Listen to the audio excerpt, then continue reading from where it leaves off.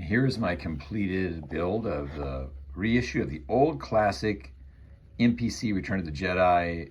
I never called it an AT-ST or ATST. I just feel like it's kind of obnoxious. I always called it a Scout Walker or even a Chicken Walker, which I guess shows you how I was a fan of behind the scenes stuff, because that's what they used to call it, like at ILM and stuff during the making of the movie. And so I would adopt that as a kid, that title. But this is the box. This is the newer box. The old one, if you recall, had that classic picture that appeared in all kinds of different things everywhere. Airbrushed picture with the silver band, and then it said Return of the Jedi. Well, this is the exact same kit. If you built that way back in the old days, this one is the identical same one. It's a snap fit. That means it's not going to have the detail that a higher level one would have, although they never issued, MPC didn't, a higher level one as far as detail goes. This thing, I mean, I think Bandai came out with a better one, but this thing, just to show you, I mean, that's it. That's the assembly. It took about maybe collectively 6 or 7 minutes to put it together, although some of the stuff was kind of awkward fitting, but that's par for the course when you're talking about old MPC kits. They were great because they were Star Wars kits, and it was awesome when you were a kid, but the parts never quite aligned perfectly, but you just took it as being what it is. So I knew I was going to have to up the ante with this thing, because you can't just build it straight, because I did that a long time ago and it looked kind of subpar, and it ended up getting broken because it was just freestanding. It doesn't come with a base. And what's really obnoxious is these feet are just like upside down bowls. Underneath they're hollow, so it gets real tricky if you're going to try to attach it to a base. You have to do some little things. Here's my finished one. I built an environment for it, and let me get it turned around here so you can see it. There we go. What I wanted to do, of course, obviously, is I wanted to, raise it up a bit over what it was. I think it looks pretty cool when you look up at it. And to create a little environment, add something to it. And basically all this is just a little wooden, I think it's like a balsa wood base that I bought from Michael's. Very plain, and it was like $1 something. And then the rest of this is actual tree bark from a park nearby where I live. And the tree trunks are also actual wood, because you just can't beat nature when it comes to this kind of stuff. You can kind of create your own, like it looks like an old, either it's been a tree that's been blasted off, or it's a tree that long ago was, I don't know, fell over and the Ewoks have harvested all the wood or something. But they're real wood, and it's the same way down here. I would not have thought to design a base that looked like this.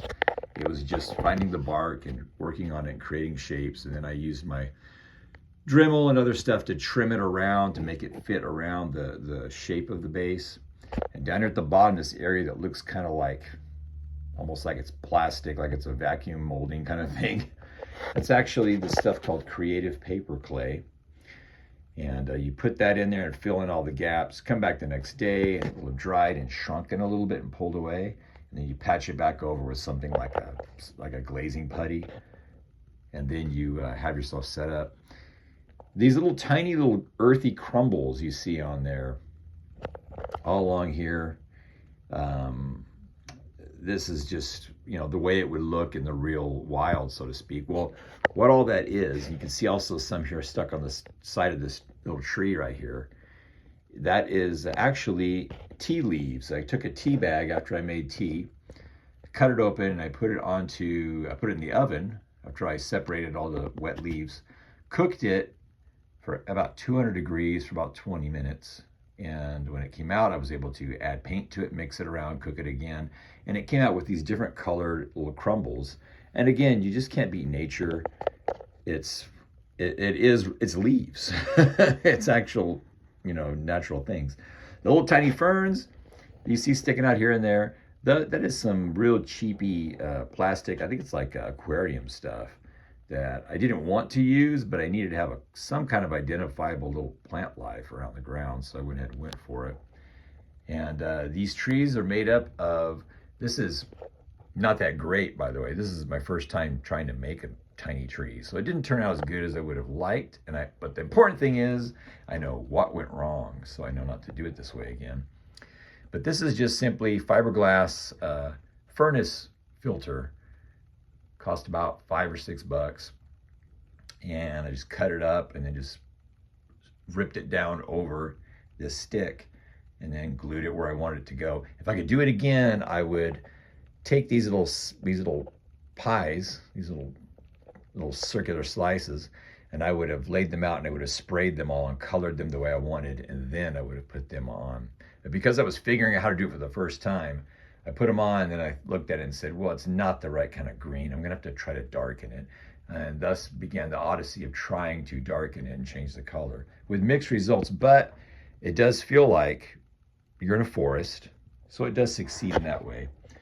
And also with the little tiny little branches shooting out of the ground back there.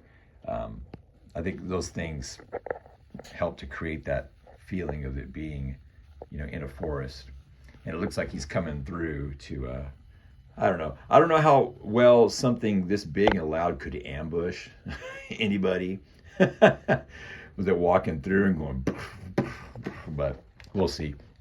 Something cool, though, that MPC did do, since this kit doesn't have any decals or anything, they provided you with this cool, like thick cardstock, like poster thing where it's two-sided. One side is The Empire Strikes Back, which is cool. It's real thick. And the other side is this one of the bunker.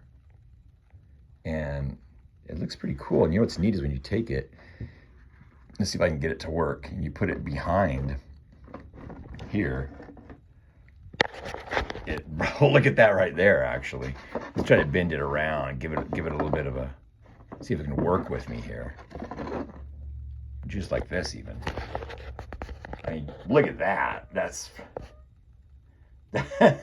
That is pretty cool. I'm gonna have to figure out a way to display it where it's like that, because it blends in perfectly. The trees just fall back in. Incidentally, I lived for a while in the area right nearby where they shot these scenes. And I didn't believe it at first because kids started to talk about it. It was back in '82. Kids started talking about how that they had filmed part of the new Star Wars movie out and nearby. And I didn't believe it because in my mind, Star Wars took place in space or on desert planets or on ice planets. It didn't take place in a forest like where we lived. And then I found out the next year, oh, look, it did get filmed right nearby. And I used to daydream about going on a journey and hiking back through there and seeing if I could find anything left behind. But then I found out that no, actually, right after they had gone through and they just deforested the whole area and they cut all those redwoods down. Really horrible, really sad. Not just because I couldn't get any neat, cool left behind, a piece off of R2-D2 that fell off or something, but because those trees were like 1,000 years old or more and just gone. But anyways, we're not here to talk about that. As far as the walker itself goes, which is actually should be the star of this kit, not the stupid, not the trees and the base. That just shows you how I was not impressed with the kit and knew I was going to have to do something to keep myself interested. He's just painted with acrylic paint, actually painted with a brush, no airbrush used, done by hand. And then went over it with sort of like a rusty color here and there to kind of give it that look like it was kind of corroding in places. But wow, with the background, it really is hilarious. It looks really good, actually. But anyways, enough of that. So I'm gonna have to figure out a way to make use of this little backdrop, because this backdrop's really neato. But anyways, that's my build of my Scout Walker Chicken Walker ATST, and hope it was amusing for you. And hopefully the tea leaf trick I learned from someone else on YouTube, and I can't think of his name, but he was working on it for trees and stuff for model railroads. Incidentally, if you're ever trying to make any kind of, if I could suggest something to you, if you're ever wanting to make any kind of background bases and environments for your models like this, the place to go to are these channels where these model railroad enthusiasts do their thing, because they know what's up. It's like when you're trying to come up with really good ideas for Christmas yard decorations, go find the Halloween people, because they are intense. And the railroad enthusiasts they're just a wealth of information. So they saved the day for me. Although I have learned my lesson, and my trees next time, if I make trees next time, will be much better than these. But for now, it's cool. I'm going to be putting them up high somewhere, probably up where you have to look up to see them, because I think it looks really neat like that. But I'm going to have to figure out how to move things around for that. But this is my build. Hope you liked it.